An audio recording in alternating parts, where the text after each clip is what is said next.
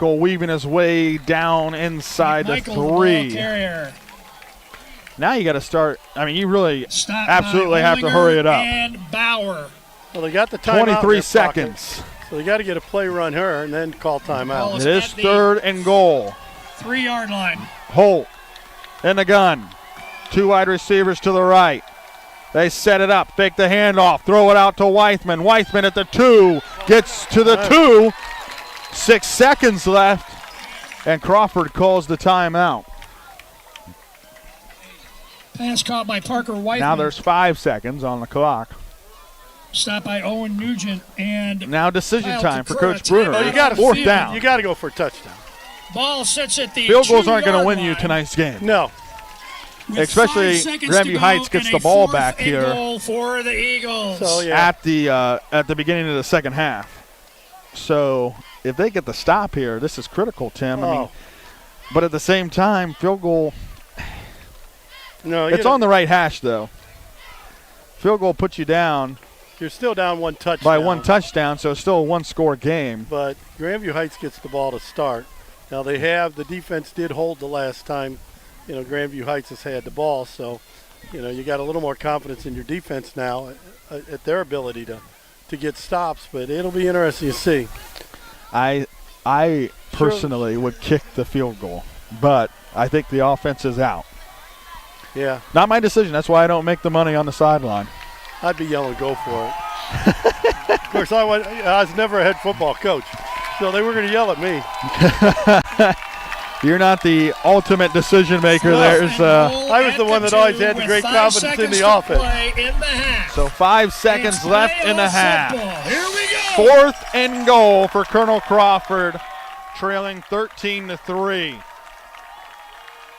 It'll be Holt at quarterback, Connor McMicheal in the backfield. They're going under center this time. Trips to the left.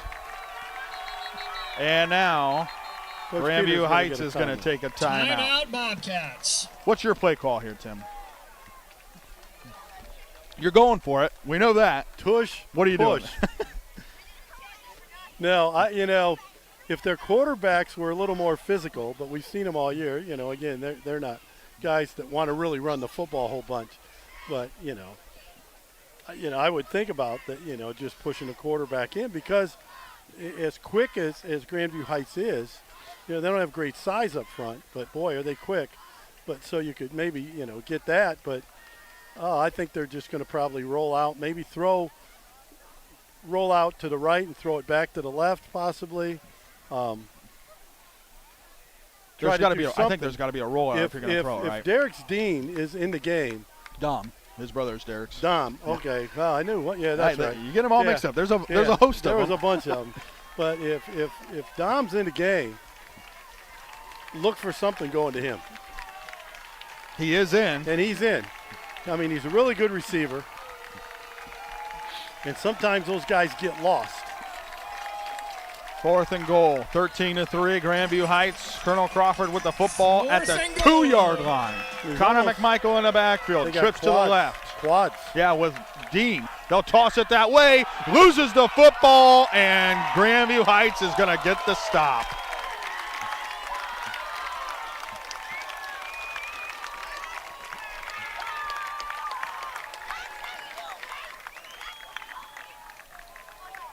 And talk about a momentum shift. I think the clock ran down to 0. It did. So the 4th down play. I like the play call, Tim. Yeah. I think it would have converted had they gotten that and not fumbled it. Yeah, I do. I think they would have, but it was just. Not sure. By the Bobcats, perhaps? I don't know where the toss went. Doesn't it was matter. Too hard. Half is over. Connor McMicheal didn't handle it, though. And bottom line is Bobcats. They don't score. 13, Eagles Grandview gets 3. Gets the stop. So Grandview Heights gets the stop. Turnover on downs. Grandview Heights leads it 13-3 after the first half. Stay tuned for the Ohio News Network halftime show. And when we come back, we'll recap the first half as well. Once again, your score here at halftime is Grandview Heights 13, Colonel Crawford 3. You're listening to high school football here on WBCO and watching on the OH Report.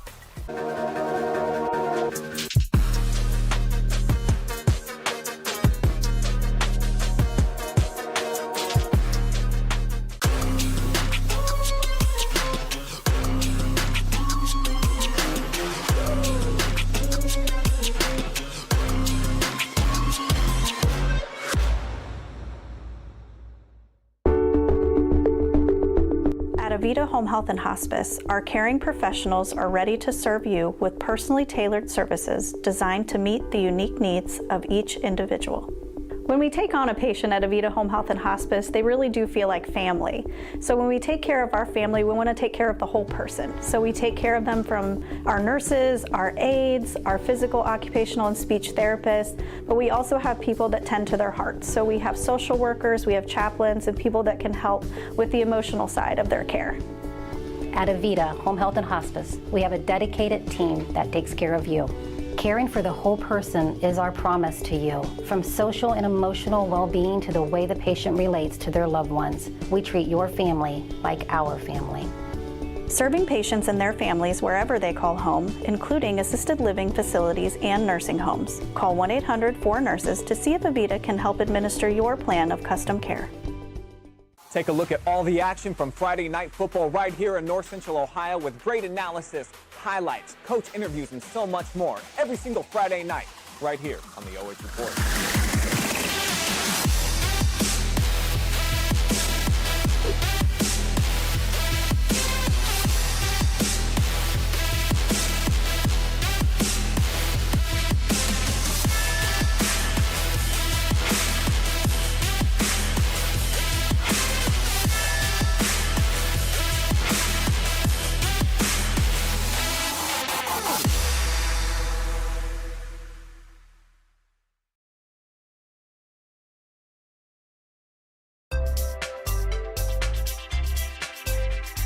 First Federal Community Bank is excited to offer the Ohio Home Buyers Plus program, and it's meant to offer an above market interest rate to help the potential home buyer in their journey towards home ownership. We've got great rates, especially for first-time home buyers. Here at First Federal Community Bank, we are here to make the home buying experience smooth and stress-free. As a community bank, we're excited to offer this account to help fulfill the dream of owning a home. Member FDIC, Equal Housing Lender.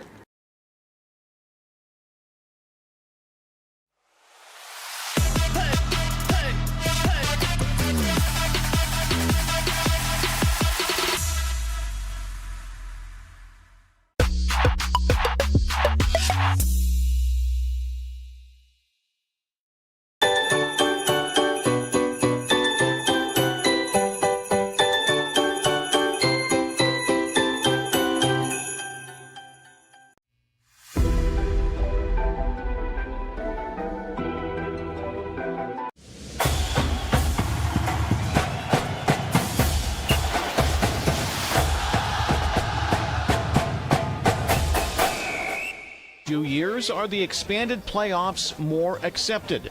We'll discuss with our football analyst Jim Lachey next on the Ohio News Network. Bex recognizes this week's player with heart, Keegan Deal, at Logan Elm High School.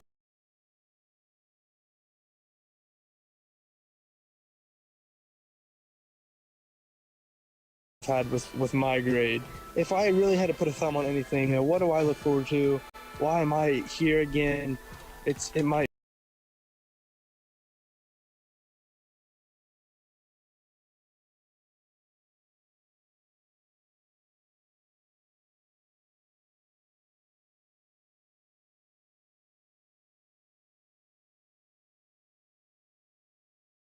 Any questions I have. And for him, farming means family. That let me.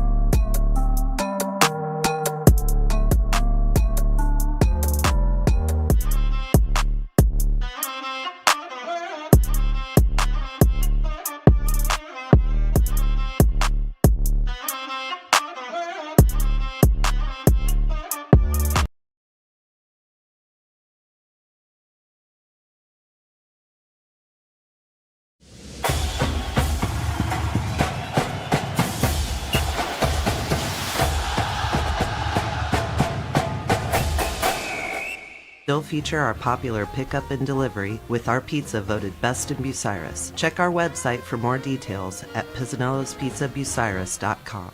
This is Tonight in High School Football on the Ohio News Network. Once again, here's Skip Mossick. We are presented by Beck's Hybrids at Beck's. They are and will remain farmers at heart. And welcome back, everyone. Halftime of your game, week 2 of the football playoffs. We're joined for a few minutes now by our football analyst, Jim Lachey. And Jim, the OHSAA expanded the playoff field a few years back. Do you like or dislike the expanded field? And I guess why or why not? You know, I think I kind of like it. At first, I was a little bit unsure, how it's all going to work because, it's supposed to be kind of a reward for a great season. But then I thought, well, heck, I remember playing basketball in high school, and every team got an opportunity to go play that sectional tournament, sectionals, district, regionals, and then state. So I think I'm kind of growing on it, and it gives, teams an opportunity. And heck, I know if I was a senior and my buddies, we were all sitting around, we'd probably I'd like to play one more game with these guys. So they got that opportunity, in week 1. Obviously you got 1 through 16, and so there were sometimes there's some mismatches in that ball game. I know, looking back at some of the school scores there in the MAC conference, there were some mismatches, a 69-point game and a 75-point game. So that's going to happen, but it does give more people an opportunity to play football and seniors a chance to extend their seasons. Yeah, Jim, when you look at the upsets, and there's always going to be upsets, but in Division I, we had an 11, a 13, and a 14 win. In Division II, a 10, an 11, and even a 15 seed in Worthington-Kilbourne advance. And it just goes to show that a school could be 500 or even sub 500 and still go out and surprise some people and get a win in week 11. The coaches always say any given Sunday, any given Saturday, any given Friday, just you got to go out and play. You can't just put it out there on paper, and you got to go out and get results. And, turnovers, things like that can switch a ball game in a hurry, and sometimes that happens, but I credit these lower seeds, going in, not being intimidated by playing a higher seed and finding a way to get a victory. And, those coaching staff, just look at all the effort they had to put into that, and they got, a good result there with the victory. So happy to see those guys, fight through it, go in there being an underdog and finding a way to win. There was also a 15 seed in Division 7 in Delphos St. John's, but for the most part, the majority of the upsets seem to happen in Divisions 1 through 3 versus 4 through 7. Is that surprising to you? It is a little bit surprising, maybe because there's less numbers at the upper divisions. I think in Division 1 there's 72 teams there, so maybe that is a little bit closer in competition-wise. But, it is kind of surprising that there are some of those upsets like that. But, to see it in 1, 2, and 3, you could think, well, there's a lot of, there's probably less teams in that area, so the teams are probably a little bit closer as far as ability of them going out there and playing those games. You mentioned the MAC, and we talk about them a lot, and rightfully so. So many of those teams get in and make the postseason and then do some damage, including your alma mater, St. Henry, who advanced. Yes, they did. St. Henry ended up getting a win over New Bremen. In the first game, I think it was a 17-13 victory for St. Henry, and this last one was a 13-10. So they've won 5 in a row. So happy for our first-year coach, Coach Whirling, finding a way to get some success at the end of the year. And again, there's some guys that have been banged up. Now they get a chance to come back and play in the playoffs. They're going to play and beat Minster now. And Minster is one of those teams that puts 75 on their opponent, so that's going to be a tough matchup for them. But, again, you get another opportunity to play on a Friday night. And, you get a chance to go to Minster, which is not far away. But, that's special to see, my high school, finding a way to, at the end of the year, to get some victories and, continue their playoff run. Basketball coaches are probably happy because they like to get these guys in there in the gym to start working out, but they'll have plenty of time for that. Not to age us, but there were fewer teams that made the postseason back when you and I were in high school. Did any of your teams, and some were pretty good, get in? No, and Skip, we had a couple 9-1 years. At that time, there was 3 divisions, A, AA, AAA. People of our generation can remember that. But they only took 4 teams, and most of them by, AP or UPI kind of voted on those top teams, and we never had that opportunity to go, and we just kind of accepted after 10 games our season was going to be over. Even if you went 10-0, it'd probably been rare that you would have made the playoffs. Now, a few years after that, they did expand it in the mid-'80s, and my brother got a chance to play. My brother's got a chance to play on some playoff teams, and So that was kind of fun to see them guys advance and get that playoff experience that we never got a chance to experience in our era. He's our favorite football analyst, be it high school, college, or pro. Jim Lachey, we always appreciate your time, okay? Thank you, Skip. And we'll be back on the Ohio News Network. I'm Ohio Education Association President Scott DeMauro, and on behalf of the OEA's 120,000 members, we're proud to bring you tonight's game. Our members are the public school educators who coach your kids on and off the field because we believe in the potential of every student and their right to a high-quality public education, no exceptions. That's why we will continue to speak in one voice to demand the supports and resources our public schools need because public education matters. Did you know 38% of Ohio's teenagers have spent money on gambling in video and online games? Items like mystery boxes, skins, and spin to win mimic gambling, putting children at a higher risk of experiencing a gambling disorder as an adult. So get in the know about youth gambling and start the conversation with discussion guides, parent resources, and more at ChangeTheGameOhio.org. That's ChangeTheGameOhio.org. This is Jeremy Letter at Letter's Body Shop. You do not have to leave town to get top-notch quality work done on your vehicle. While insurance companies may try to direct you to out-of-town shops, implying it's the only way they will guarantee your work, this is simply not true. We guarantee our work for as long as you own the vehicle. Put your family's safety in the hands of someone who won't settle for anything less than the best for you. If you want your car to get the very best treatment, there's only one place to go: Letter's Body Shop, corner of South Highland and Fair Streets, Bucyrus. This is Josh Stanek from Attica Lumber. Attica Lumber sells and builds more pole buildings than any other contractor. We keep the process simple, prices fair, and we build with quality. How much Attica time?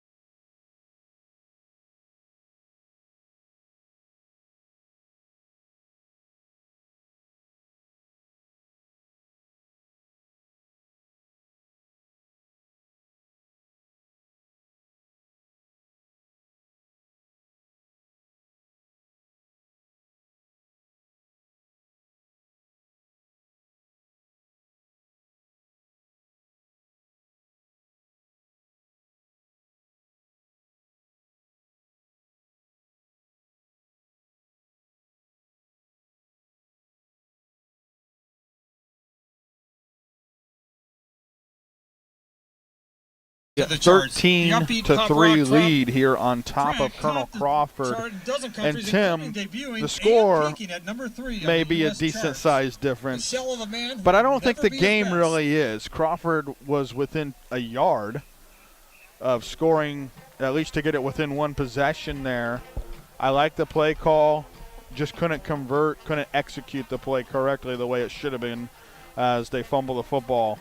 And obviously at that point there's just no time remaining, just nothing you could do there on 4th and goal. Crawford probably has the time of possession. Oh, I would think so. By maybe double. I mean it's so weird because with all the stats and looking at that, the time of possession and everything, it's still, and because I'm getting blocked so I can't hardly see the scoreboard unless you kind of lean over, Unless I lean over to look at it. And you would think the score's a lot worse than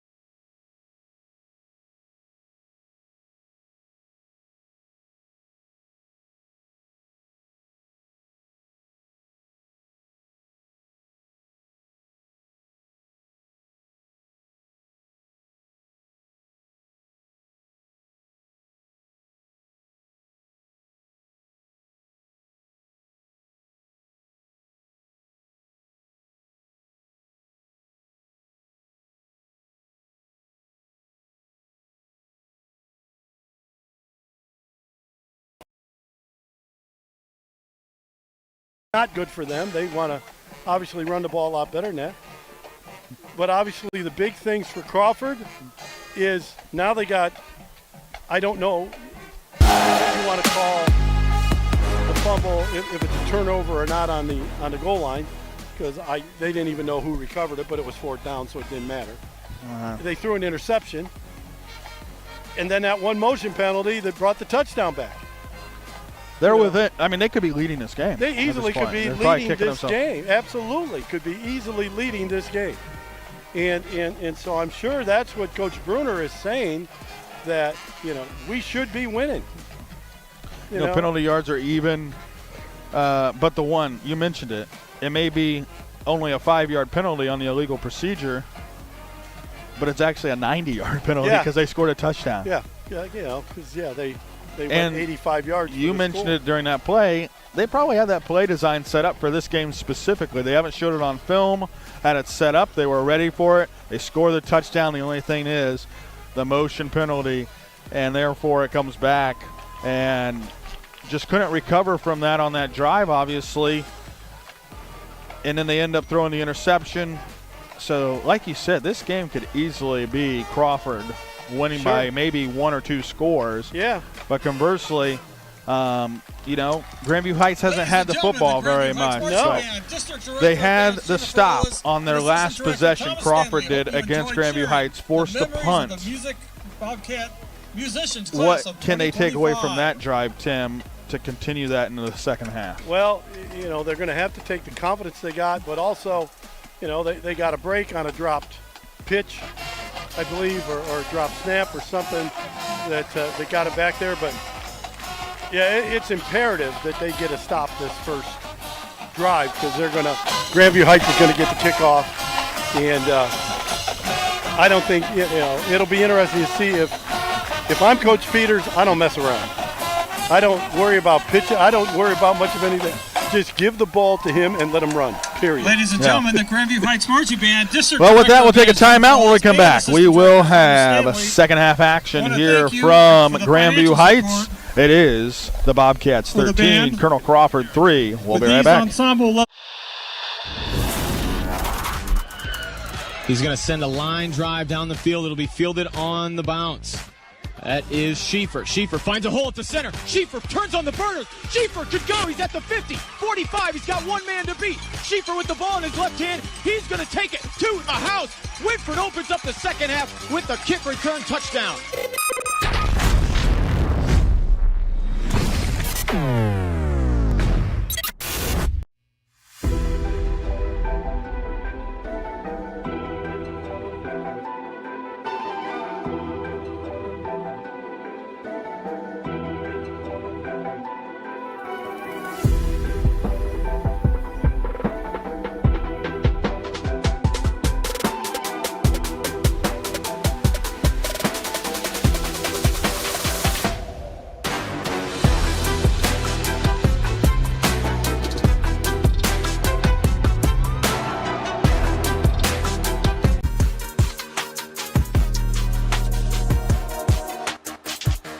Back here on WBCO, back on the OH Report as well. Jared Moore alongside Tim Birie. Colonel Crawford trailing 13-3 here against Grandview Heights. Tim and I talked about it during the halftime show where Colonel Crawford could have a lead here, but they do not. So they trail 13-3. A couple of scores, Tim, around the area. It looks like Northmore is all over Centerburg here at halftime, 25-0.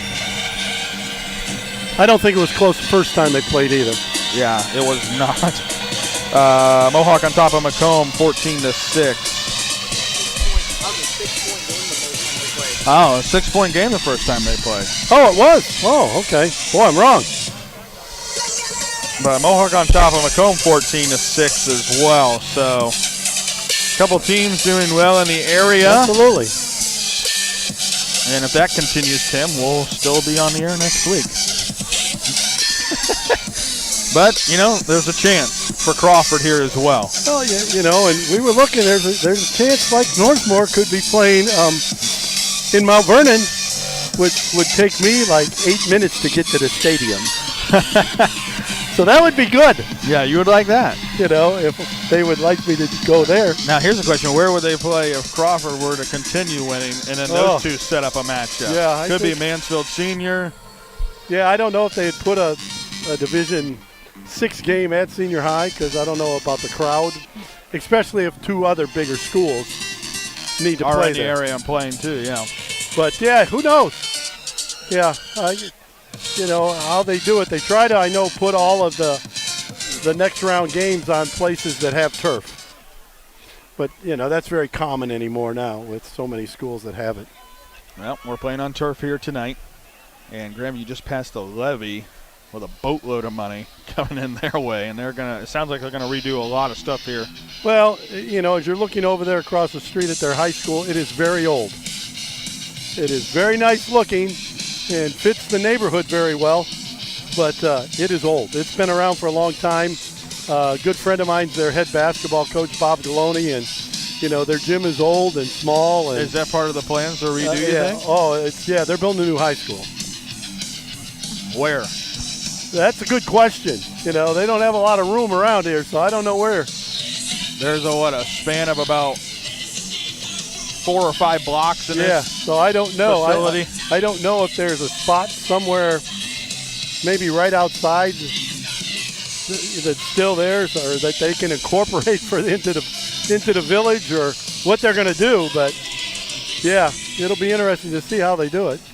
A lot different than what we're used to, Tim. Welcome back. Right in the middle of the block here at Grandview Heights. Second half of this Danny tonight. We're used to cornfields That's everywhere. what I was going to say. We're a little more used to agriculture being in the neighborhood.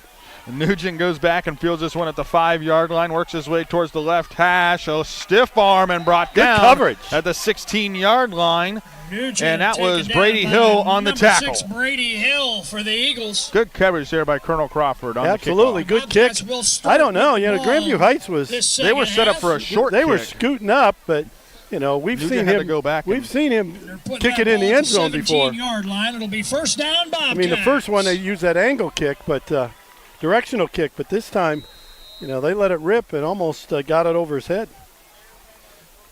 All right, so 1st and 10 here for the Bobcats from their own 17-yard line. And I am looking for a steady diet of one Henry Ohliner. They'll be set up to the right here of Clifford. And they will give it to Ohliner, works his way off the left tackle, cuts it back inside, burst of speed across the 35, and he's tripped up there. Man, he got to that 35-yard line quickly. Ohliner. Yes, he Gets did. to the 37, and it's a first down here for Grandview Heights. 3, Logan Goddard, but not before a first down for the Bobcats. Just hits that secondary so fast, Tim. At the 37-yard line. He is, and it does, in a way, it doesn't look like he's really working very hard to run that fast. So it's almost like he's got another gear still in there. Yeah. I'd like to see it. He, I think from what I saw on Twitter, he's set to visit Penn State this weekend. He'll get it again, working his way along the right side. Just continues to stay patient. This time he's jumped on and brought down at the 42-yard line. Stopped by 0, Caden Bruner. And Caden Bruner on the tackle gain there. Of about 5. Still a 5-yard gain for the Bobcats. For Ohliner. You almost feel good when you hold him to 5 yards. Yeah. Well, see, that's the thing. Grandview Heights lost yardage on the toss play too, Tim. Now they're just running with a forward momentum, and he's gaining chunks of yardage. Yeah, they're again. just running some power stuff off tackle. They ran a little bit of a counter play, the first one where he gained the 20 yards where they pulled some guys, but now they're pulling some more guys out in front of him again. Again, left tackle tries to get outside, and this time wrapped up. Caden Bruner on the tackle, shy of the first down. Still a gain of 3 there for Ohliner, but he's shy of the first down. I'll bring up third down and 2. Ohliner stopped by number 0, Caden Bruner. Well, Bruner went really low. You have to go, if you're going to go down on his legs, you better go down more like around his calves or his ankles, because, boy, his thighs seem to have great power. 3rd and 2 here for the Bobcats. Big down here for Crawford defense.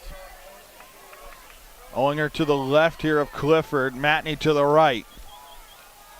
They'll go in motion. Ohliner, the carry. He's met and stopped. Didn't get it. He will not get the first down. He'll be about a yard shy, and decision time here for the Bobcats. And Coach Peters here on 4th and 1. He's going for it. 4th down, Bobcats. Gain and of why maybe not? a half yard. You call it 4th and 1. Well, at least I think he's going for it. We got to remember, they quarterback is the kicker, is the punter. But it looks like they're going for it. So the big thing is, I hear the Crawford coaches all saying watch the ball. So, one, you got to watch a long count here. Ohliner with the pistol set. He's behind Clifford. 4th and 1. They will go for it. And he'll get the first down easily. Burst of speed, cuts it back inside, cuts it back outside, bowls his way across the 30-yard line. There is a flag all the way at the 30-yard line. Probably still a first down, but it might be coming back at least a little bit. Ohliner, the ball carrier, flag down. I think the hold was way downfield there, Tim, and it'll come back, but it'll still be a first down, I think.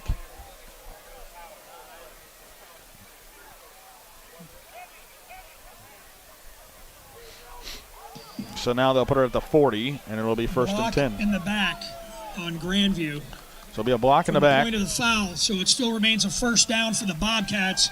But the Eagle, 4th40-yard line. and inches, that's nothing for Henry Ohliner. And he wasn't touched until he was about 20 yards downfield. No.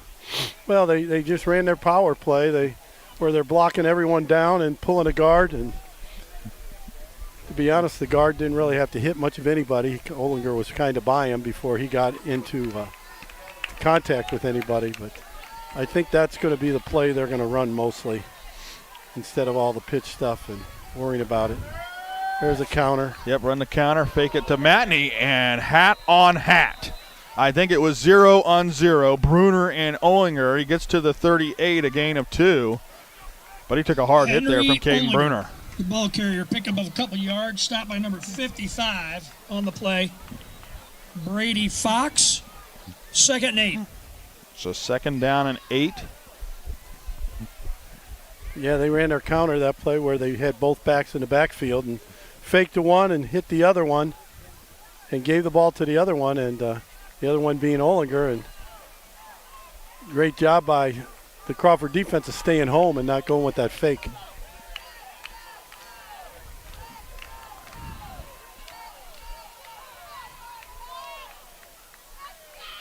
Second down and 8. Ohliner both again. guards this time. Right side. Finds Another a seam, penalty. breaking tackles inside the Flag down there, 25. Flags everywhere. Ohliner, the ball carrier, flagged down. So is one of the Grandview Heights maybe offensive linemen.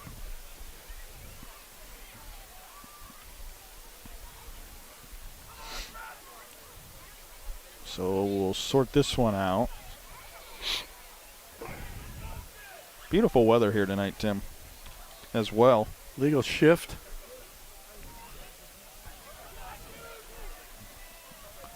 Illegal shift on the Bobcats. So bring it back a few yards, and we'll Second take a penalty on this drive. timeout for the injured player. And when we come back, it is 7:38 remaining here in the third quarter. Colonel Crawford trailing 13-3. Stay tuned. You're listening to High School Football here on WBCO and watching on the OH Report. He's going to send a line drive down the field. It'll be fielded on the bounce. That is Schieffer. Schieffer finds a hole at the center. Schieffer turns on the burners. Schieffer could go. He's at the 50, 45. He's got one man to beat. Schieffer with the ball in his left hand. He's going to take it to the house. Whitford opens up the second half with the kick return touchdown.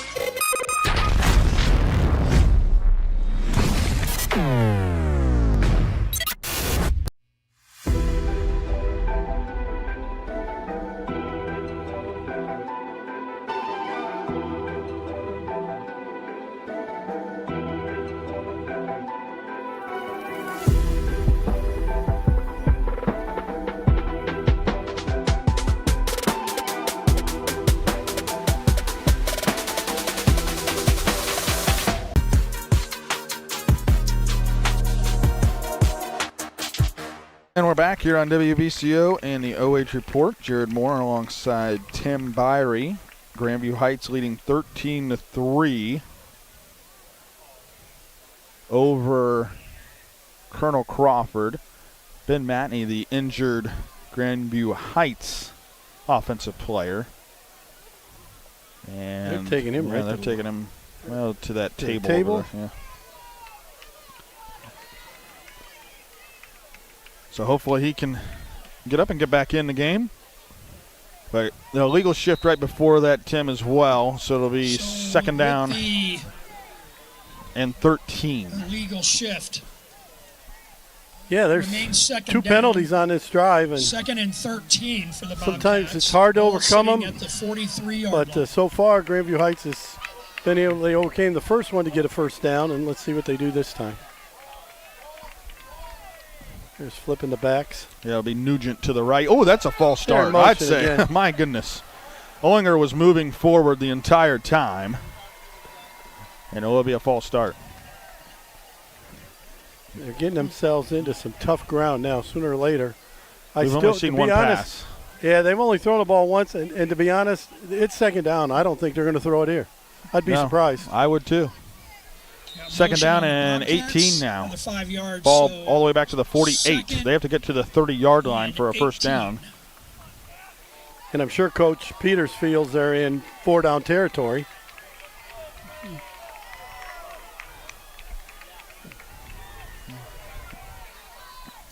Clifford, they'll send Nugent in motion, fake it to him. They're going to throw. Or is Clifford going to run? Throws it across his body, incomplete. And that was intended for Mario intended for number Iono. Well, I think who they really wanted to hit, they wanted, I think they wanted to get the ball to Ohliner in the flat. And Crawford did a really good job of getting, I think it was their outside linebacker. Or it might, I think it might have been McMicheal that got him covered. Oh, it was 5. So, they did a really good job of getting out there and covering him and not letting him make that play. So Dom Dean, who's we just talked earlier, showed really good speed on that touchdown. So at 215 pounds, he can run.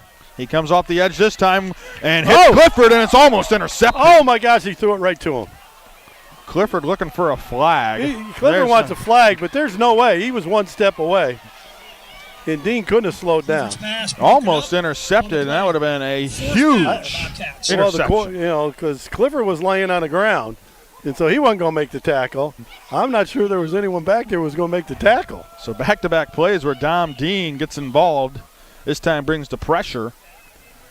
They lined him up on the edge that time, and now it's a 4th down and 18, and they're going to punt. Maybe. Clifford does stand in the shotgun at the moment. Now he backs up, stands at his own 45-yard line, gets it away. Spiraling end over end, bounces. It'll be picked up by Foy, working his way across the 15. He was shy of the 20-yard line. He was pretty close to kicking that thing into Ohlinger's back. Ohlinger's back. Crawford had another guy in there to look like he could maybe make the block, but he also, Ohliner almost backed up.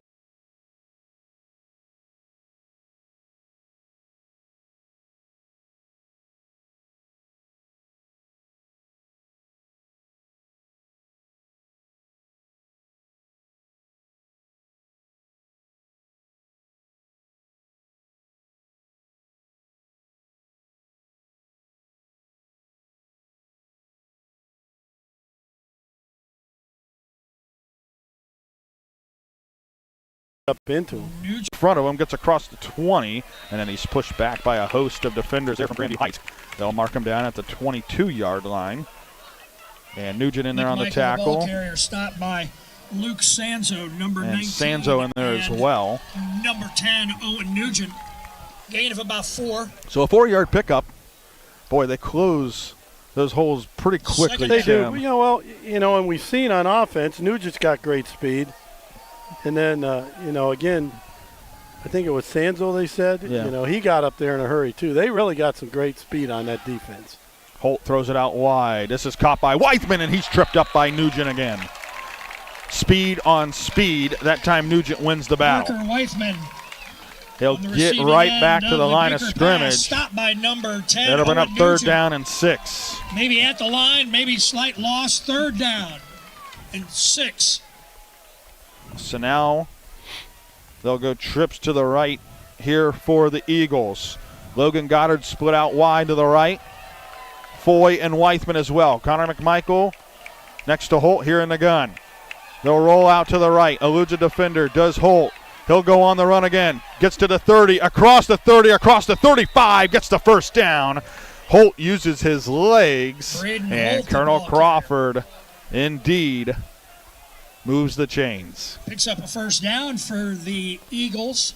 Well, good job by Holt. He was able to get outside of the contain. 38-yard line. Pick up their first down of the second half and keep the drive alive. 5 minutes remaining here, 3rd quarter. Holt back in there at quarterback. Empty set, 5 wide.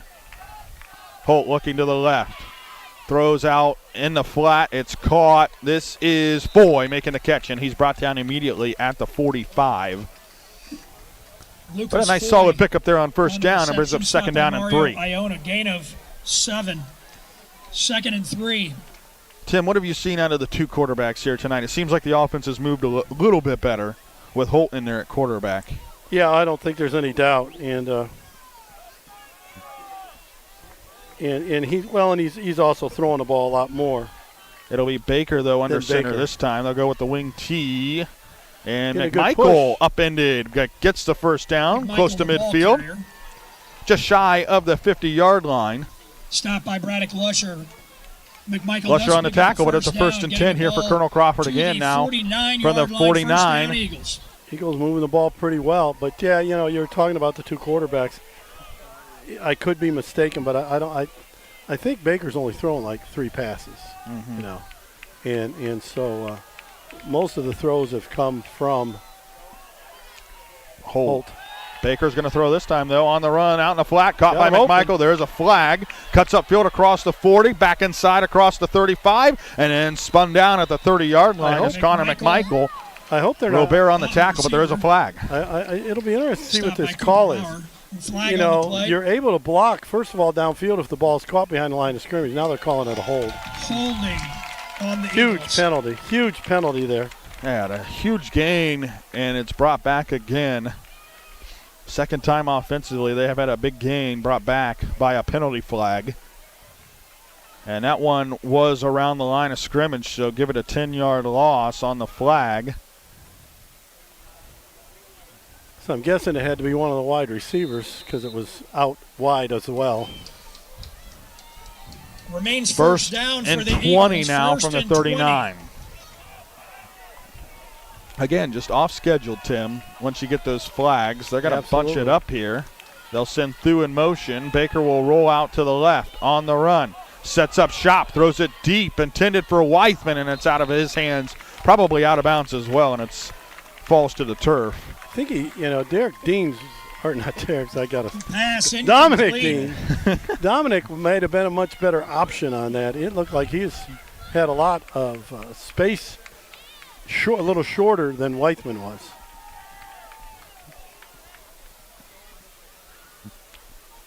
Second down and 20. Just like you mentioned, there's not a lot of space out there when they rolled out to the weak side there, Tim. Second and 20 for the Eagles.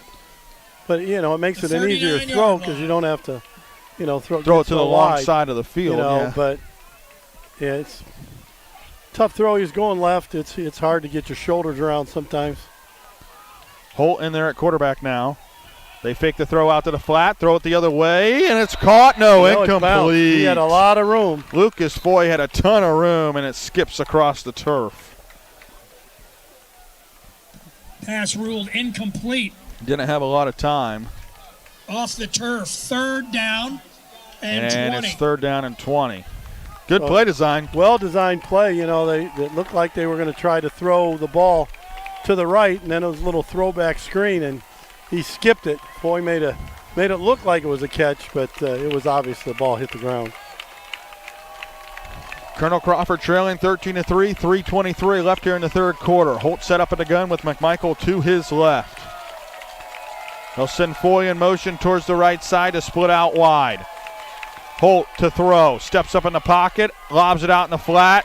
Connor McMicheal through his hands, incomplete. Fourth down, and Colonel Crawford will send out the punt. Yes, sir. What started out as a very promising drive, one holding penalty, and you're just, as you called it, you're off schedule for the Eagles, and you're behind the sticks, and just makes it tough against an outstanding defense that we've seen all night from Grandview Heights. Yeah, we talked about their offense a ton, especially with Ohliner, but their defense has really stood firm. We thought this could be a shootout there from the beginning, and then they've held Crawford since that first possession to 0 points. Sure have. And there is a timeout here by Colonel Crawford with 3:17 to play. We'll take one as well here in the third quarter. You're listening to high school football here on WBCO and watching on the OH Report. This is Roger Brown, Just owner a 30 of Winks here. Lock and Safe and A&E Fire and Safety Services. We're all about I got protecting ya. your home and business. Expert key cutting, master key systems, locks and closers installed, plus fire suppression systems, including He's going to send a sale. line drive down the field. It'll be fielded on the bounce. That is Schieffer. Schieffer finds a hole at the center. Schieffer turns on the burners. Schieffer could go. He's at the 50, 45. He's got one man to beat. Schieffer with the ball in his left hand. He's going to take it to the house. Whitford opens up the second half with the kick return touchdown.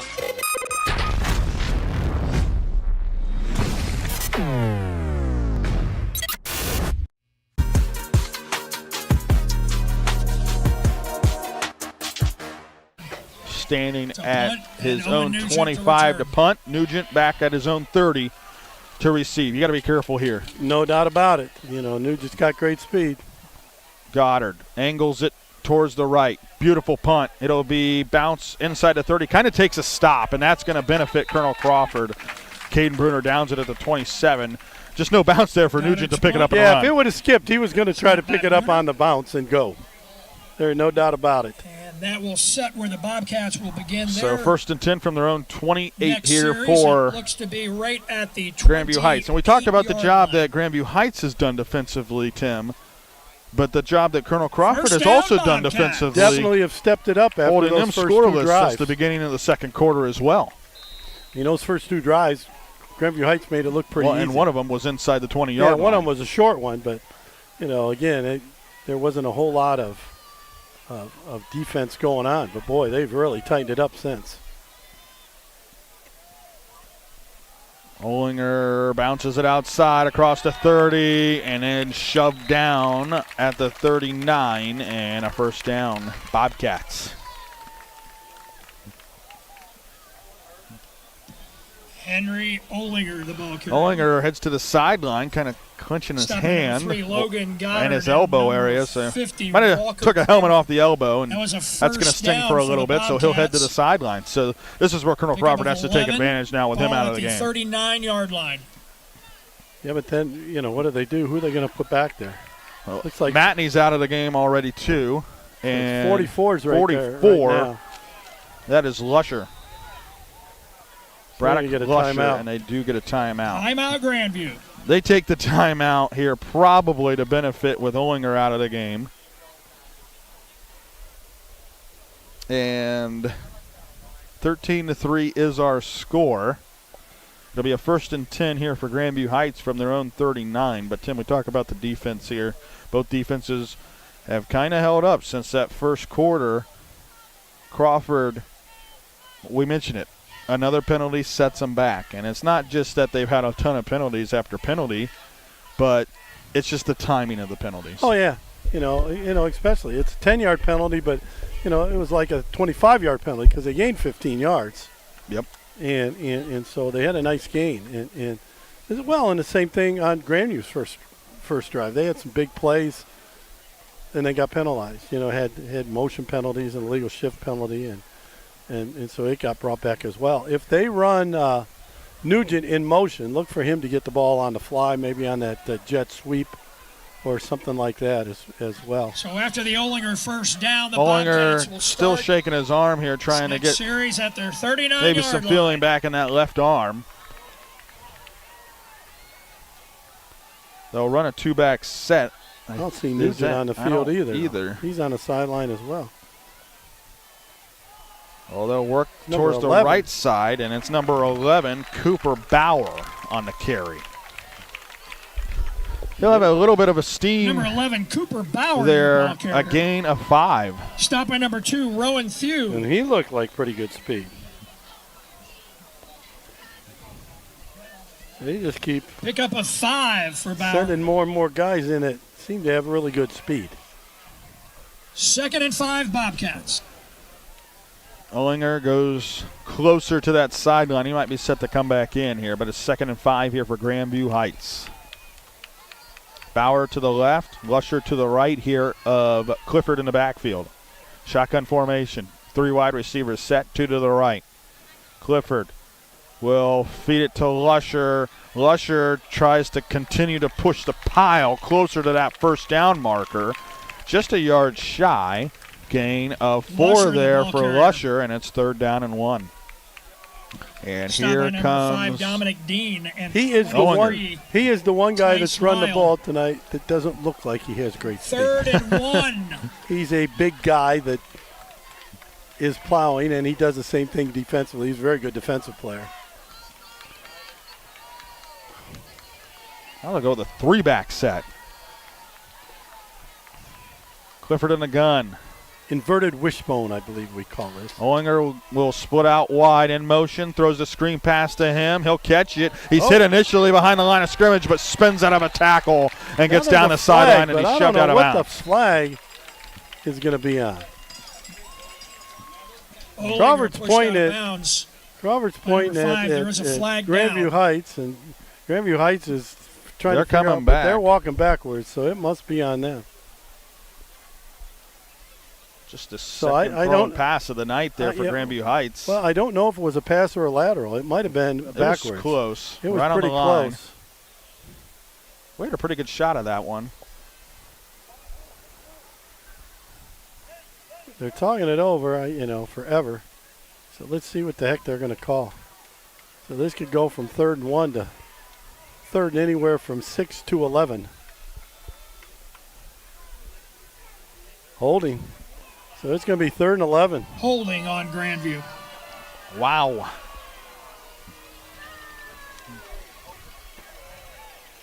So indeed, 3rd and 11. Now what's the call here, Tim? I still wouldn't be surprised if they keep it on the ground, honestly. 3rd and 11. Yeah, I was just going to say, I would get the ball to Ohliner and see what happens. They're going to call timeout. And yeah, let's take one as well. 58 seconds remaining here in the 3rd quarter. It is Grandview Heights 13, Colonel Crawford 3. We'll be right back. He's going to send a line drive down the field. It'll be fielded on the bounce. That is Schieffer. Schieffer finds a hole at the center. Schieffer turns on the burners. Schieffer could go. He's at the 50, 45. He's got one man to beat. Schieffer with the ball in his left hand. He's going to take it to the house. Whitford opens up the second half with the kick return touchdown.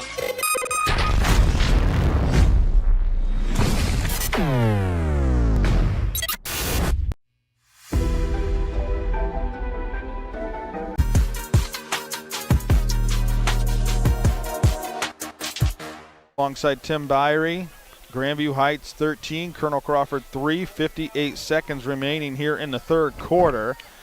And Grandview Heights facing a 3rd down and 11 from their own 38-yard line. So we wouldn't be surprised if they keep it on the ground. I would hand the ball to Ohliner running to the right and run a reverse to Nugent. Oh, boy. All right, so here we go. In the gun. They will throw. Rolling out to the left here is Clifford. On the run, throws it. Tipped up, incomplete, intended for Owen Nugent. And it's out of his hands and to the turf. Clifford's pass intended for Nugent. Reverse. Incomplete.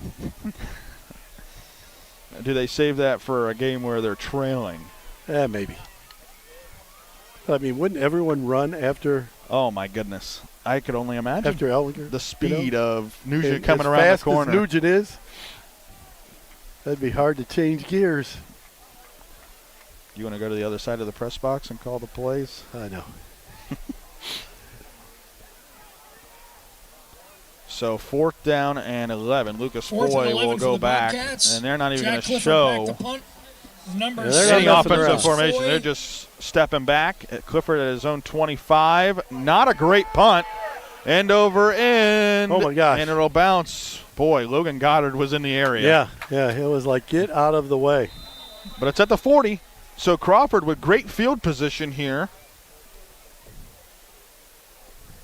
Yes, they do. So let's see if they can. 38 seconds left. They really just could use getting, if they get one in, they get a score in here, then it's just down to a field goal. And obviously Crawford is more than capable of making field goals. And Tim, this is why I said at the end of the half, I think they should have tried the field goal. But again, that's why I'm standing up here. Yeah. But if you score a touchdown there, then you score another touchdown here and you take the lead. Yeah. But it was just a tough spot to be in, to try to. They thought they had, and they did. They had a great play called. I like the play call. Can't blame that at all. They'll toss it on the reverse. This will be a throw here from Holt. And tipped up and incomplete. Owen Nugent on the coverage. And Grandview Heights was all over that play Pass call. intended for number 5, Dominic. They must have seen Holt by number 10, over there. Nugent. Well, I would have liked to have seen Holt just keep it. I think he could have gained 6 or 7 yards just keeping it.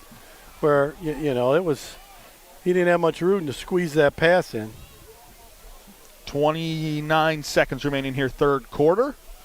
Crawford still trailing by 10. They have been held scoreless since their first possession of the game. 2nd down, Eagles. It will be Holt in the gun here for Colonel Crawford. McMicheal to his right. 4 wide receivers on the field here for Colonel Crawford. They'll send Goddard in motion from the left side over to the right.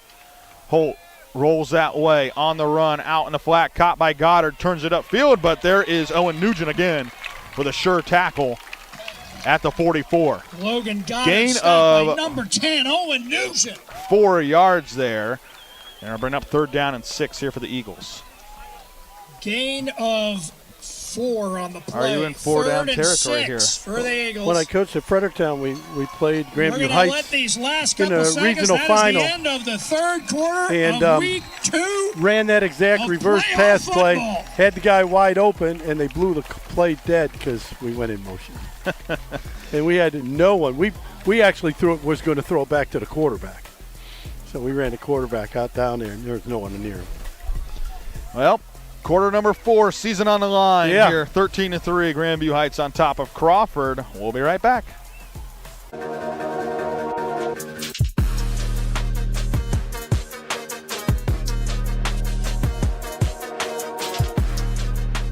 I'm Brendan Reber. You're watching Colonel Crawford football on the OH Report. Avita Home Health and Hospice is locally owned, locally managed. All of our staff, our board, everybody are members of the local community. Our medical director is a member of our local community and has practiced in Bucyrus for over the last 10 years. When you call in, you're getting a local person. The nurses that you talk to all live, work, and recreate in your community. I mean, I've been doing this for 16 years and I've taken care of 3 generations of some families. We're the hometown people.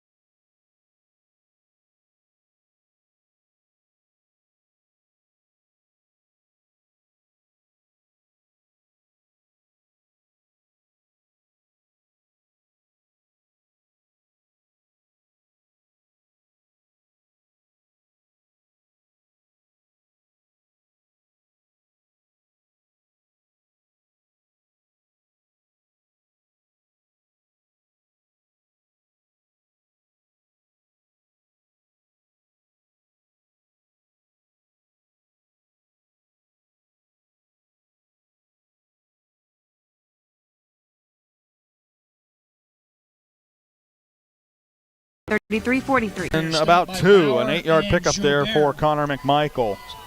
Almost a minute into this 4th quarter, Crawford in need of a score here on this drive.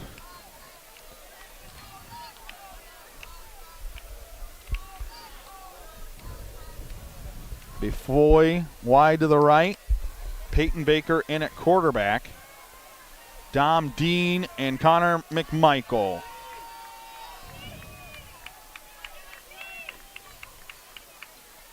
They'll fake it. They'll throw it out in the flat. Caught.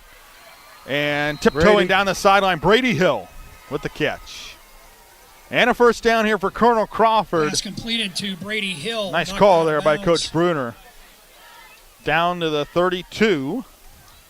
Crawford starting to inch more and more closer to that red zone. 33-yard line, 32-yard line. First down, Eagles. In the wing T look here, Baker in the gun. Foy split out. They'll go in motion from right to left. Baker under center, feeds it. And this will be Dean. Dean up the middle. Inside the 20. Dean inside the 10. Pulls forward to the 5. And first and goal, Colonel Crawford. They trail by 10. And now they'll hurry it up, get back to the line. Inside the 5. Wing T again. Baker under center. center. Ran the belly there, and he popped it. Dean again. Dean close to the goal line, shoved back, short. He's down to the 2. Dean, the ball carrier. Stop short. 10-15 left here in the game. Crawford trying to get to within a possession. 27, Jet Stanley. This regional quarterfinal, second round of the playoffs. Second and goal. Second down and goal here for Colonel Crawford. This time it looks like Thu is set up back there with Connor McMicheal. Baker under center. McMicheal, right side. Might get in. And he's going to be stuffed again. Right at the line of scrimmage. 21. Still at the 2-yard line. McMicheal. Stopped by Braddock, Lusher, and Kyle Lusher on the Kukula. tackle, and now it's 3rd and goal. 3rd and goal at the 2-yard line.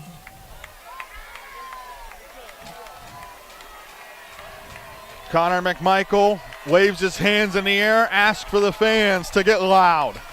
Grandview Heights, they need to get up to the line. They're getting loud as well. 9:18 left here in the game. Crawford trailing by 10. Crawford having trouble getting lined up. Coach Bruner going to call timeout. Yeah, Coach Bruner does call the timeout. A lot of time off the clock. Colonel Crawford. They take a timeout. Let's take one as well. 9:10 left here in the game. Crawford trailing by 10, but a 3rd and goal from the 2. You're listening to high school football here on WBCO and watching on the OH Report. This is Tim Plumley from Mohican here. Sports Medicine Rehabilitation.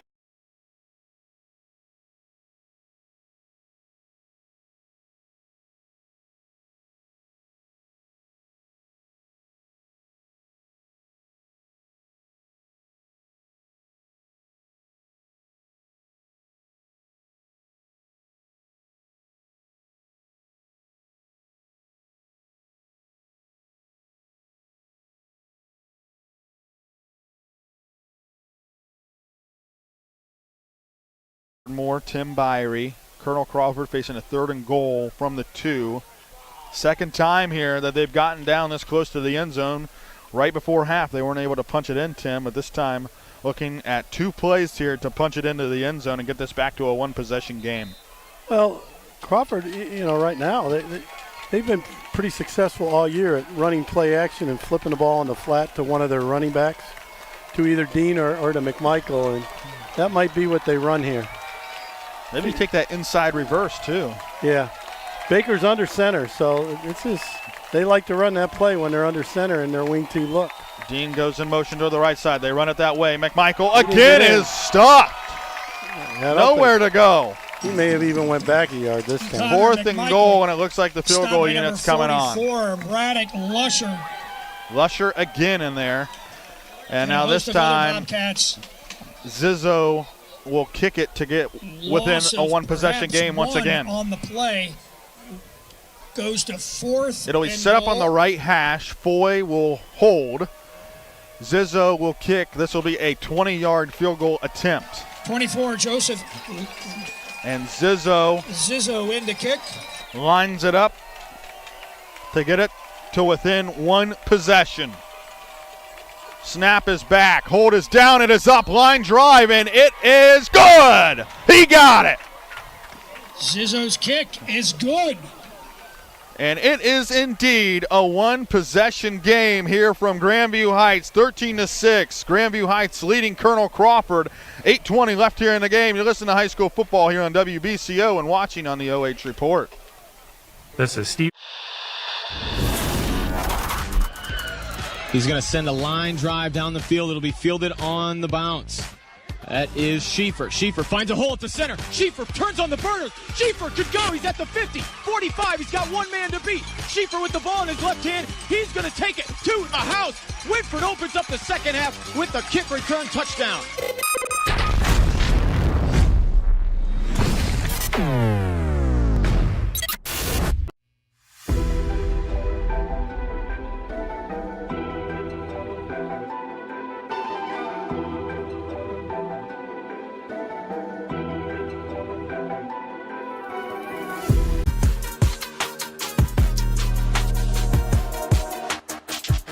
Ten seconds.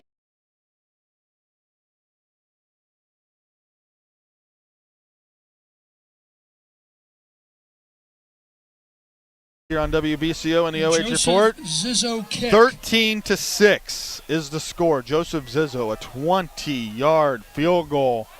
Got it through just in time. This time he kicks off from the 40, end over end. It is deep, and it'll be fielded at the 12-yard line. Working his way up the middle of the field, outside across the 30, across the 35, and shoved out of bounds is Mario Iono. Mario Iono on the return. So a decent return there. Grandview Heights with decent field position, close to the 40-yard line. And much like the PA announcer said, Tim, I'll take his words. This is what November football They will start first down is all about. 8 minutes. Except it's not really November football weather. In this match. No, it's not. It's actually beautiful weather. Yeah, I'm not really cold thinking at that all. we wouldn't be in this Prex box. I'm kind of overdressed at this point. I put my sweatshirt in my bag, so I'm good at the moment. Ohliner set up to the right here of Clifford. It'll be Clifford running that way. Actually, no, that's not Clifford. It looked like it was Nugent, and it was. He's tripped up over the 45 Nugent, to the 46. Stopped by 0, Caden Brunner. You know, I'm surprised they don't go to that more often. Gain of 6.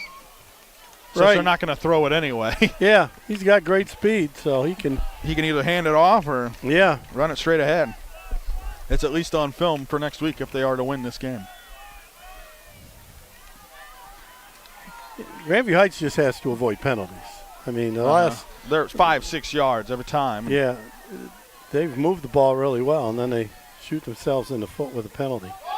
Counterplay, there's got to be a false start. There is a flag, and they continue to run the play. So they may not have to take it now. They take the penalty because it wasn't blowing dead here, Tim. Iona, the ball carrier. Flag on the play. Or is it just going to be an illegal motion?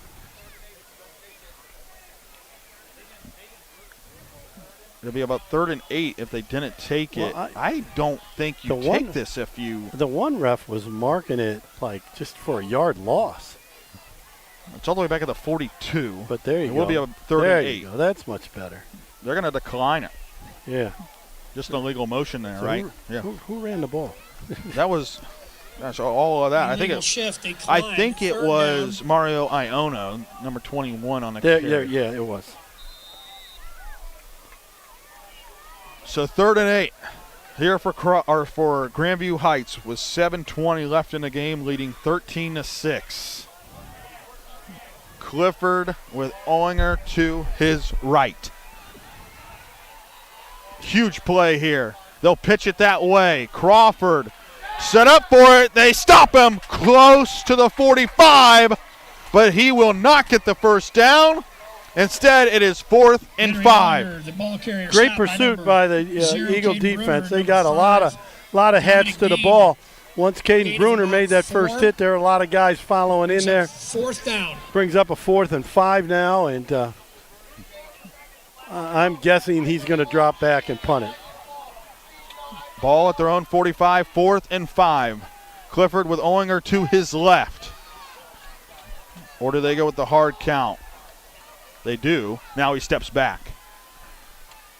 Foy goes to go back there. It is a spiraling punt inside the 20, inside the 15, inside the 10. Nugent, the speedster, down there inside the 5, and they will down it at the 2-yard line.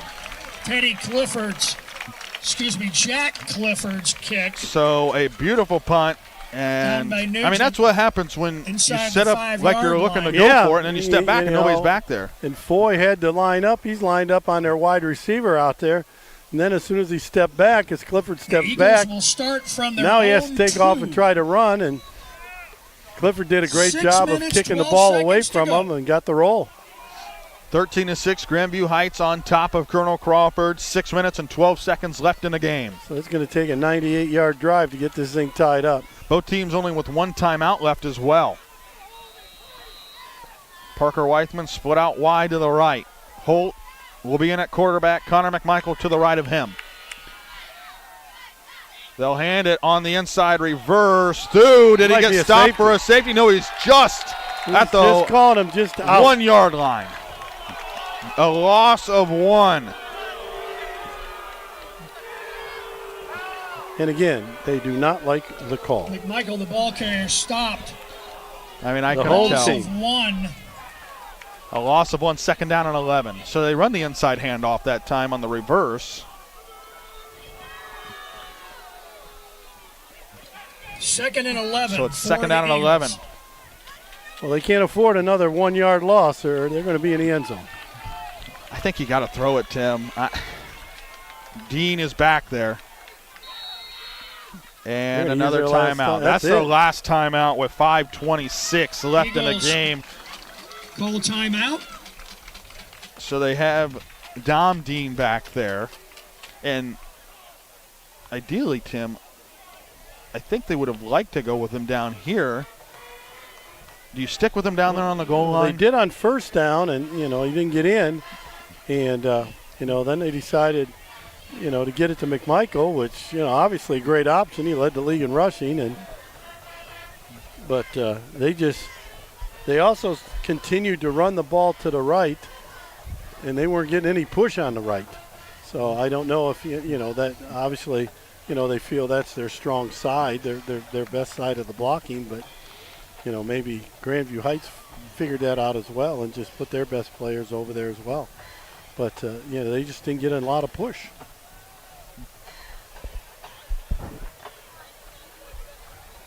They need to get some push right now to get this thing out of there, off this goal line. It'll be 2nd down and 11. 5:26 left in the game. Crawford trailing by a touchdown at 13-6. They are the Eagles standing will have 2nd down in their own end 11, zone. just shy of the first yard. It'll be Baker under center. McMicheal and Dean out there. Weithman splits out wide to the right. Baker, they go with the hard count. Goes back under center. Fakes the handoff. Rolls out, throws it, and it's caught. Turning upfield is McMicheal up the hash. Gives him some space and a little bit more in a first down. And it will be a first down. McMicheal, the ball carrier. To the 12-yard line. Stopped by Bauer and Danny Main. First down, Eagles. 5:10 left. Crawford with a huge first down. They at least get out of their own end zone. Baker will stay in with McMicheal and Dean as well in the backfield. In the gun. Baker to throw. Looking out in the flat. Caught by Dean. Stiff arms, but he's tripped up back at the 12. Maybe got to the 13 for a gain of 1. And Dean coming up a little gingerly. And he's got to go down here. Yep, he does. Timeout on the field. Guy kind of got him right on the knee, maybe just below on his ankle, but it's a lower leg problem. Let's go ahead and step aside here, Tim, with 4:34 left in the game. Crawford trailing by 7. They'll have it 2nd and 8 here when we come back. He's going to send a line drive down the field. It'll be fielded on the bounce. That is Schieffer. Schieffer finds a hole at the center. Schieffer turns on the burners. Schieffer could go. He's at the 50, 45. He's got one man to beat. Schieffer with the ball in his left hand. He's going to take it to the house. Whitford opens up the second half with the kick return touchdown.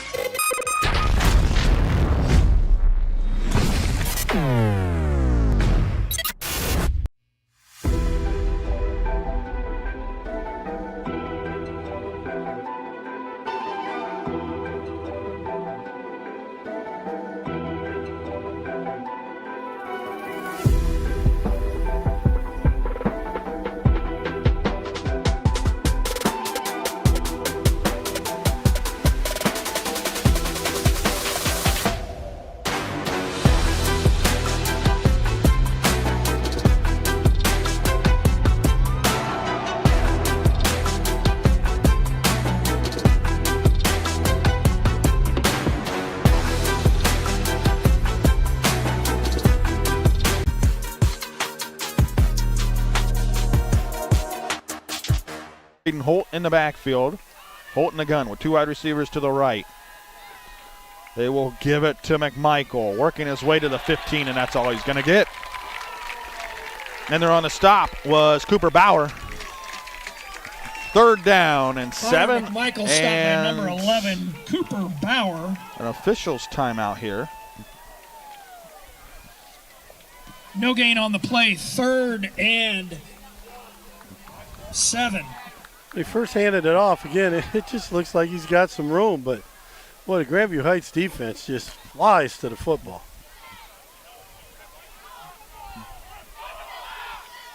So again, a huge 3rd down coming up here. 4:15 on the clock now and running. 3rd and 7. Holt with an empty set. Trips to the right here for Colonel Crawford. Holt. 4-man rush, steps up, throws out, and it is bobbled and caught.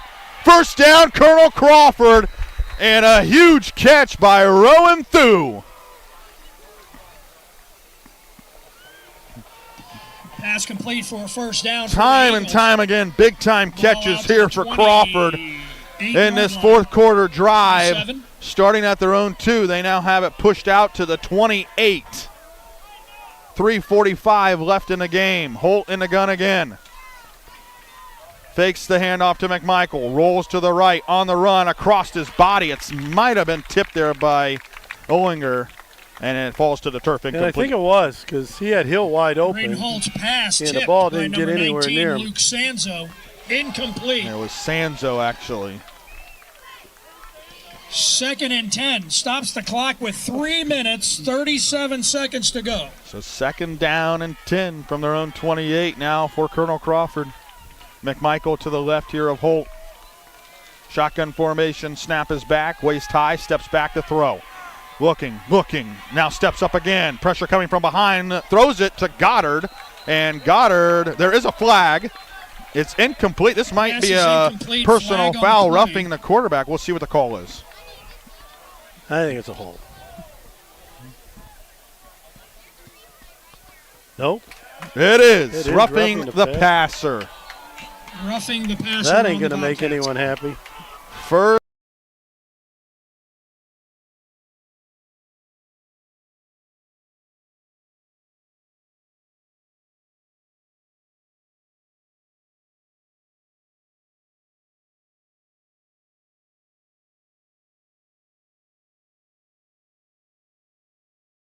and 10. Goddard, the lone man wide to the left. Eagles. McMicheal to the left of Holt here in the shotgun. To throw again, and a penalty flag this time. And it will be a false start. So we were having a pretty penalty-free second half. Early movement on the Eagles. That'll move them back 5 yards. Stays first down. Now it's kind of going crazy on both teams. 1st and 15. So 1st and 15.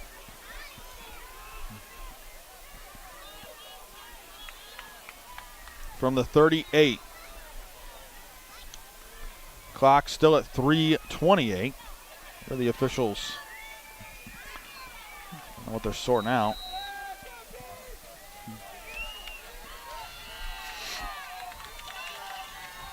Braden Holt again takes the shotgun snap, rolls to the right, on the run, throws out in the flat. It's caught by Foy, who tiptoes down the sideline across the 45 and gets out of bounds. 46-yard line, and Lucas Foy back on schedule. It's 2nd down and 6. on the receiving end, pushed out of bounds. 46-yard line, 2nd and 7. 3:22 on the clock. 3 wide receivers push to the left here on the near side. Holt standing at his own 42, steps back to the 39. Rush out of the pocket, throws on the run, and it is incomplete. Pass intended for Connor McMicheal on the sideline. Pass intended for number 21, Connor McMicheal. And we're up 3rd down, and there is an injury on the far side. Jet Stanley, timeout on the field. So let's go ahead and take one as well with 3:16 left here in the game. Crawford with a 3rd and 7 coming up. They trail at 13-6. You listen to high school football here on WBCO and watching on the OH Report. He's going to send a line drive down the field. It'll be fielded on the bounce. That is Schieffer. Schieffer finds a hole at the center. Schieffer turns on the burners. Schieffer could go. He's at the 50, 45. He's got one man to beat. Schieffer with the ball in his left hand. He's going to take it to the house. Whitford opens up the second half with the kick return touchdown.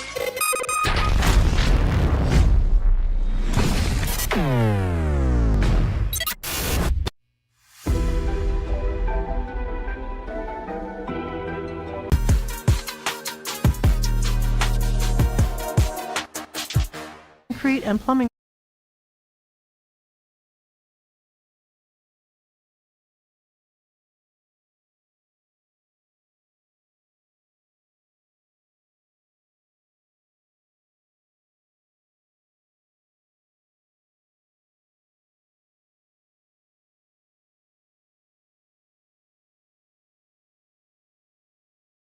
Tim Birie, still an injured player for Grandview Heights on the far side. And, okay, Tim, so drive still going here for Crawford. Started at their own 2-yard line, aided by a penalty as well. But now you're facing where it is 4-down territory. Oh, no doubt. You got to go for it. You got to go for it. You have 0 timeouts left with 3:16 left in the game. And right now, I mean, Crawford ran it once early in this drive or twice, but the last 3 plays they've put it up. And, obviously it's passing down right now. Although if you're going to, you're going to go for it anyway. So it's not 100% a passing down. The run has kind of stalled, though, here in this fourth quarter, Tim, for Crawford. Dean, I think, is still on the sideline. Yeah, it looks like it. I don't see a number 5 out on the field. So and they have thrown the ball pretty well. This young man, he's having a real trouble getting off the field. He got to the side. It looks like it's a cramp to me. Seems like a massive cramp he's got. Where's your Amish? Got to have the Amish vinegar. We haven't talked about it lately because it's been a little bit cooler out. Cooler. Yeah. You might have to break it out.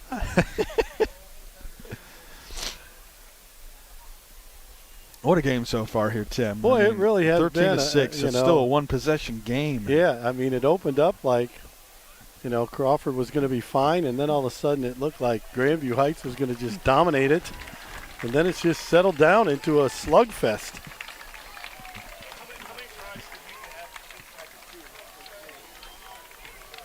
So it's 3rd and 7 from their own 46 here for All right, Colonel so Crawford. We go back to action, 3rd down. Ball at the and 46-yard line, their own 46. For Trip the to the Eagles, left. No timeouts. Parker 3 Wiseman, minutes, 16 the lone wide receiver, wide to the right. It'll be Holt in the gun with McMicheal next to him to his right on the right hash. Shotgun snap, back to pass, throws it out in the flat. It's caught short of the first down, still going, and then he steps out of bounds. It is Parker Wiseman on the catch, a yard shy of the first down, and it will be 4th and 1. Pushed out by number 22. So this is the ball game. Short of the first down. 3:09 left. Get out of bounds. No timeouts for Colonel Crawford. 4th and 1 into Grandview Heights territory. All they need is a yard. Dom Dean back into the game. All they needed, though, was 2 yards on the goal line the last drive. Holt is in the gun. 3 plays, so they got to step up, and the offensive line got to make a play, get some push. McMicheal in the backfield. They give it to him. He gets out of a tackle. He will not get it. He is stopped.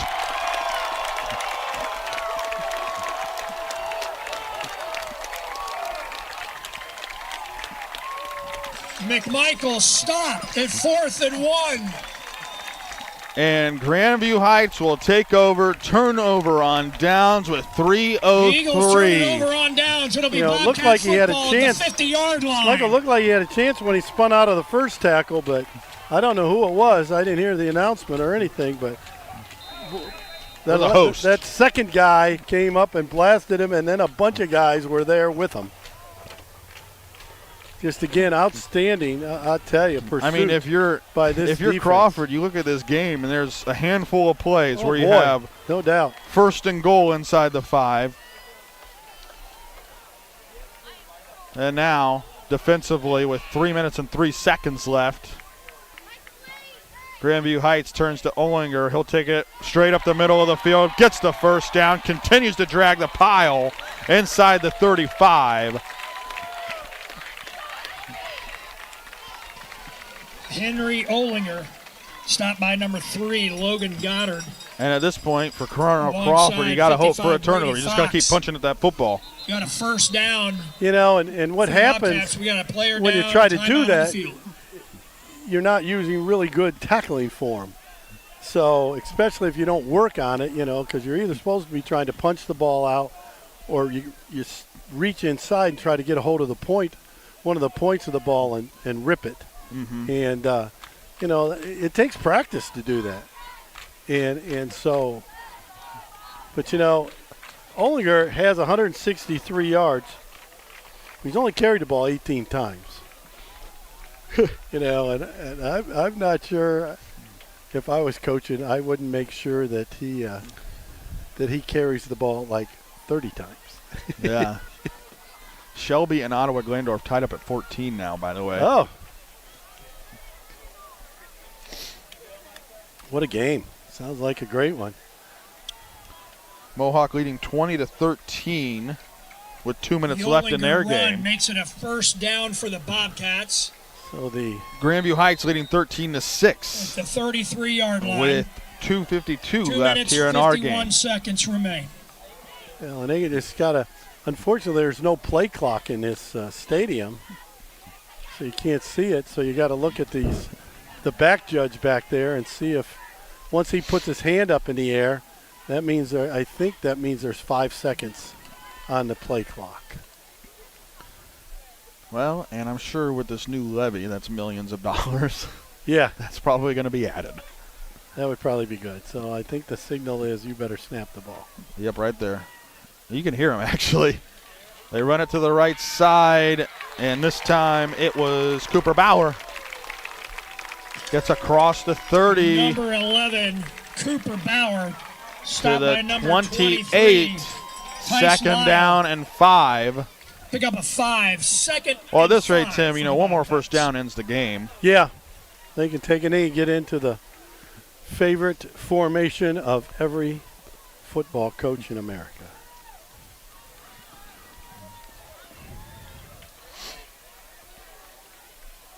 Second down and 5 from the 28 here for Grandview Heights. Ohliner behind Clifford. He'll go in motion now to the right side, and they'll hand it to Lusher, who will get the first down, and that will do it. Gets to the 14. Braddock Lusher, number 44, your ball carrier. Stop by number 1, Parker Wyford. And the clock continues to roll. Now 1:20 left in the game. First down, Bobcats. They're going to try to score. It doesn't look like they're going into victory. Yes, they are. So they're going to take a knee and call it a night. 1:05 now on the clock. 10 seconds now on the play clock. Surprised you can actually hear them. They do take the knee, and they'll need one more to finish this one out. Still a great season for Colonel Crawford. Absolutely. They finish at 9-3. They went toe-to-toe here with Grandview Heights here tonight. And, you know, I'm sure even, you know, obviously the Crawford coaches would probably agree with this. You go toe-to-toe, there's also missed opportunities out there, and that will probably kick themselves in the foot and kind of just mentally kind of replay that for the next couple of days, realizing that they had the ball inside the 5-yard line a couple different times and couldn't punch it in. Plenty of chances. They left a lot of points on the board, on the field. You also give huge credit to Grandview Heights, who gets those stops when they needed them the most. So that will be the final score. It is Grandview Heights 13, Colonel Crawford 6. Stay tuned. We'll come back here on WBCO and wrap this one up. With great history. This is Ken Studer at Ken's Standing Seam. There is an What do you want here? alternative to traditional shingle roofs. Phone us and ask us about our Standing Seam metal roofing system. Superior to shingles.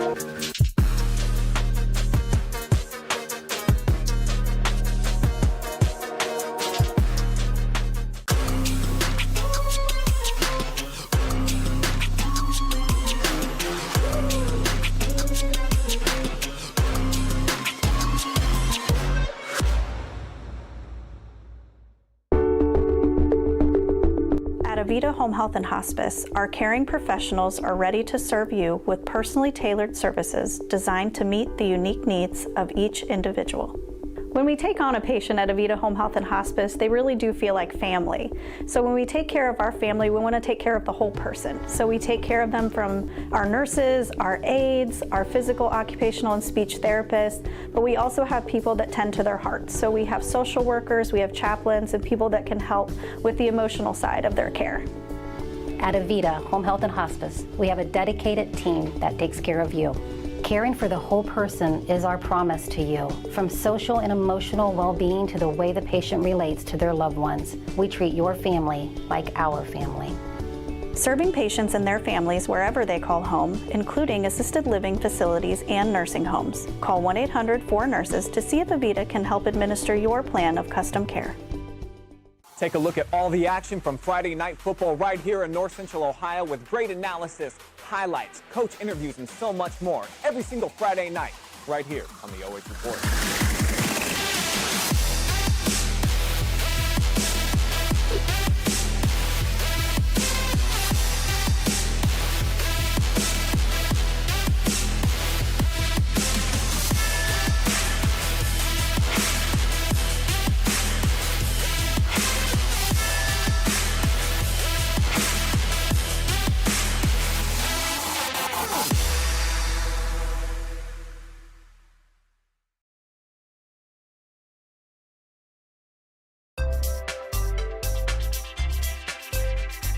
First Federal Community Bank is excited to offer the Ohio Home Buyers Plus program, and it's meant to offer an above market interest rate to help the potential home buyer in their journey towards home ownership. We've got great rates, especially for first-time home buyers. Here at First Federal Community Bank, we are here to make the home buying experience smooth and stress-free. As a community bank, we're excited to offer this account to help fulfill the dream of owning a home. Member FDIC, Equal Housing Lender.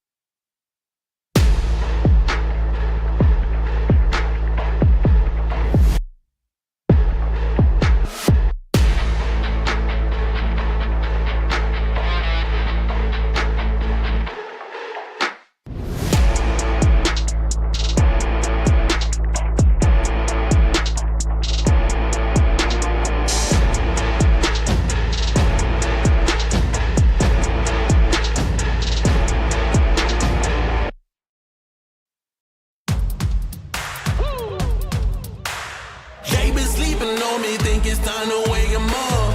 They been sleeping on me, think it's time to wake 'em up. You've been playing it safe, now it's time to shake it up. Playing it safe, now it's time to shake it up. So it's time to make a change. Yeah, it's time to break the chains. Yeah, it's time to bring the pain. Let them know, tell them we are not the same. I'm the one that got the flames. With my team, you know we come to slay. Let them know that we didn't come to play. Nah, we came to win. I'm ready for anything that they can bring. Bring it on, let me do my thing. I'm a giant, they can move the king. If you never risk it, then you never know. If it's holding you back, you gotta let it go. You gotta give it all you got, you gotta let them know.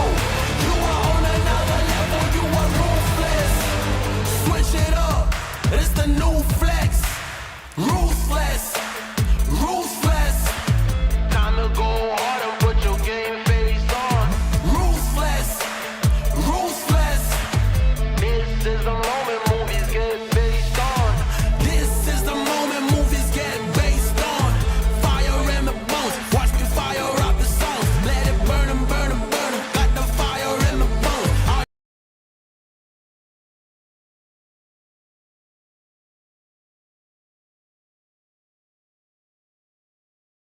A little bit. I spoke to a couple of fans, a couple of your coaches told me they were down a couple of players. Connor didn't play the last 3 quarters last week being banged up, and you come in here and you put up a heck of a fight against these Bobcats who have a Division I athlete in Ohliner on their staff.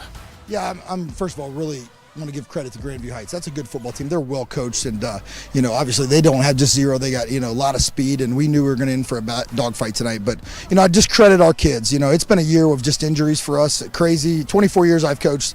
I've never seen something like this. But our kids and our seniors kept fighting. We lost Aiden Spence and Ohio offensive lineman week 1, and our kids just keep coming back. And you talk about MVP tonight. Don't feel like an MVP tonight because I feel like I didn't make some good play calls in the red zone. But give credit to Grandview Heights. Just give credit to our kids. Our kids played. They battled all year. They were hurt, banged up, and they just kept coming at them. And I told them after the game, I can't be more proud of a group of kids and what they gave tonight for our program. And look forward to the future, and look forward to our guys getting healthy and going back at it. I think the big question I have is kick field goal. You come out, you drive down the field, kick field goal, throw a pick. Unfortunately, in the red zone that was tipped, but defensively you hold them to under 200 yards of offense. 0 for 3 through the air, all of those coming from the ground. You guys threw the ball extremely well tonight. Kind of uncharacteristic of football for you guys. Well, I think our ability to throw the ball is there. We want to run the ball. And, obviously we wanted to mix and match. We just felt like we had to keep them off bounds. So we couldn't just line up and pound them all night. And, Connor's been banged up, and we wanted to, use him as we could. And, we have some nice receivers. They're just young. And, they have come along. Remember, this is week, 12 or 13, whatever we're in now. And, our receivers now are a lot aged. Parker Weithman, he's only a sophomore, but he played as a freshman. And he's coming along, and we're without John DeGray, who's a great weapon for us and big, tall receiver. Lucas Foy came along. We just keep coming along, and Logan Goddard came in tonight, caught a big catch for us, and obviously Dom Dean caught some balls and different things. So just proud of how our kids did it, and both quarterbacks. I can't say enough about the type of teammates they are, and how they support each other, and how they just run in and out and never complain and do exactly what they're told. They're just a great bunch of kids. Last question I'll ask you, and then I'll let you get out of here. How about the community show out tonight? I mean, when I got here, we got set up. Kind of the one thing that these guys had said is they really didn't want any Crawford fans on the home side. You guys had the visitor stands filled up in 10 minutes. It was standing room only there, and you had about a quarter of this section over here filled up. What's it mean to have the community support these boys and you? Well, I'm a Colonel Crawford grad. My wife's a Colonel Crawford grad. There's a reason that we're here. It's a great place. It's a great school. And it's a great community, and I'm proud. I'm the person I am today because those teachers didn't give up on me, and those coaches didn't give up on me, because I was a pain in the rear end too, just like some of these guys are.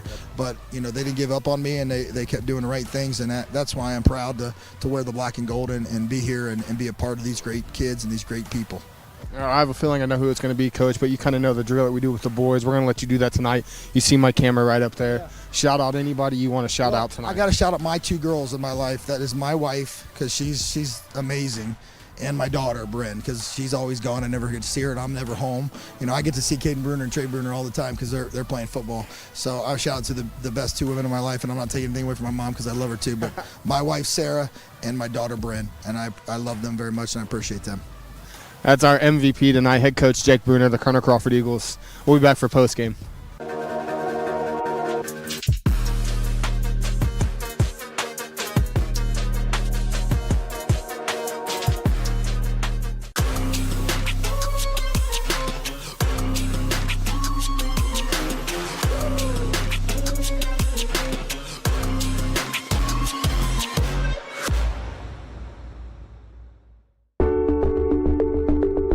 At Avita Home Health and Hospice, our caring professionals are ready to serve you with personally tailored services designed to meet the unique needs of each individual. When we take on a patient at Avita Home Health and Hospice, they really do feel like family. So when we take care of our family, we want to take care of the whole person. So we take care of them from our nurses, our aides, our physical, occupational, and speech therapists, but we also have people that tend to their hearts. So we have social workers, we have chaplains, and people that can help with the emotional side of their care. At Avita Home Health and Hospice, we have a dedicated team that takes care of you. Caring for the whole person is our promise to you. From social and emotional well-being to the way the patient relates to their loved ones, we treat your family like our family.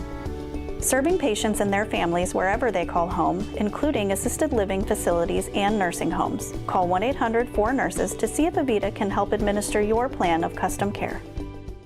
Take a look at all the action from Friday Night Football right here in North Central Ohio with great analysis, highlights, coach interviews, and so much more every single Friday night right here on the OH Report.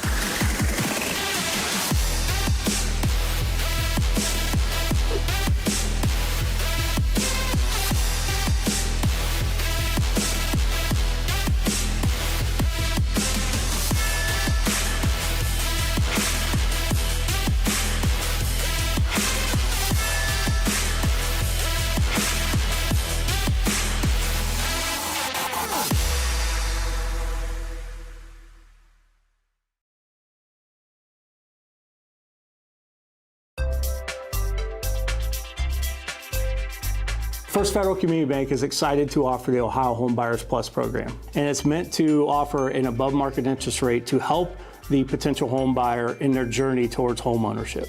We've got great rates, especially for first-time home buyers. Here at First Federal Community Bank, we are here to make the home buying experience smooth and stress-free.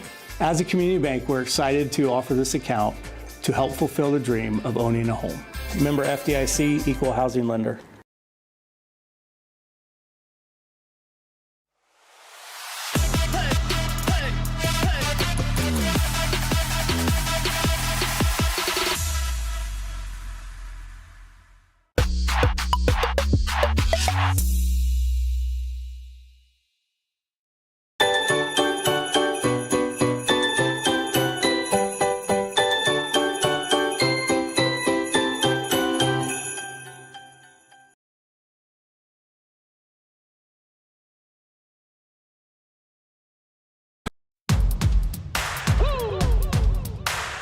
They been sleeping on me, think it's time to wake 'em up. They been sleeping on me, think it's time to wake 'em up. You've been playing it safe. Josh Banks back here inside Bobcat Stadium, where we've seen the Grandview Heights Bobcats take down the Colonel Crawford Eagles 13-6 in an absolutely amazing Week 12 football game. All 13 points for Grandview Heights scored in the first half. Crawford kicks a field goal in the first quarter and the fourth quarter, and that's the outcome. You see the Eagles still leaving the field. Grandview Heights will move on to Week 13, where they will face the winner of Fort Loramie and Recovery, I do believe. And that will be next Friday at a site to be determined. The season ends for the Eagles 9-3, 5-2 in the conference. They'll be back next year. As you heard from Coach Bruner, he's excited for the athletes he has. They're going to reload, not rebuild. But for my WBCO guys, Jared Moore, Tim Birie, my camera, Madeline Zazito, I produced it tonight. It was fun. I'm Josh Banks. Everybody stay safe. Tune into the Pigskin, 11:30. Lots of highlights. Take care.